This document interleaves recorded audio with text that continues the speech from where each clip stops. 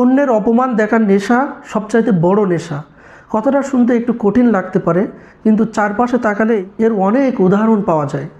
আমরা অনেক সময় অন্যের সাফল্যে যতটা না আনন্দ পাই না, তার চেয়ে বেশি আনন্দ পাই যখন সেই মানুষটা হেরে যায়, ভুল করে বা অপমানিত হয়। যেন অন্যের পতনই আমাদের বিনোদন। সম্প্রতি ব্রাজিল হেরে যাওয়ার পর সোশ্যাল মিডিয়ায় কী দেখলাম? নরওয়ের দুর্দান্ত পারফরমেন্সের প্রশংসা হয়েছে ঠিকই, কিন্তু তার চেয়ে বেশি আলোচনা হয়েছে ব্রাজিলকে নিয়ে, কটাক্ষ করা হয়েছে, ট্রল করা হয়েছে। লিওনেল মেসি বিশ্বের অন্যতম সেরা ফুটবলার। এত অর্জনের পরও তার সমালোচনার অভাব নেই। সত্যিটা হলো, আপনি যত বড় হবেন, আপনাকে নিয়ে কথা বলার মানুষও তত বাড়বে। আজ আর্জেন্টিনার প্রতিপক্ষ মিশর।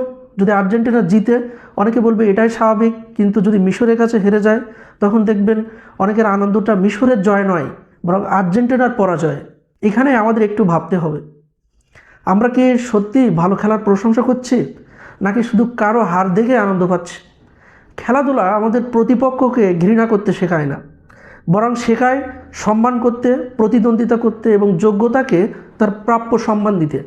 আর শুধু এই বিষয়টাকে খেলাধুলার মধ্যে সীমাবদ্ধ নয়, আমাদের সমাজেও প্রতিনিয়ত আমরা দেখছি কেউ ব্যবসায় ক্ষতিগ্রস্ত হলে, চাকরি হারালে, পরীক্ষায় ব্যর্থ হলে বা জীবনে কোনো বিপদে পড়লে পাশে দাঁড়ানোর মানুষের চেয়ে তার ব্যর্থতা নিয়ে আলোচনা করার মানুষই সবচাইতে বেশি।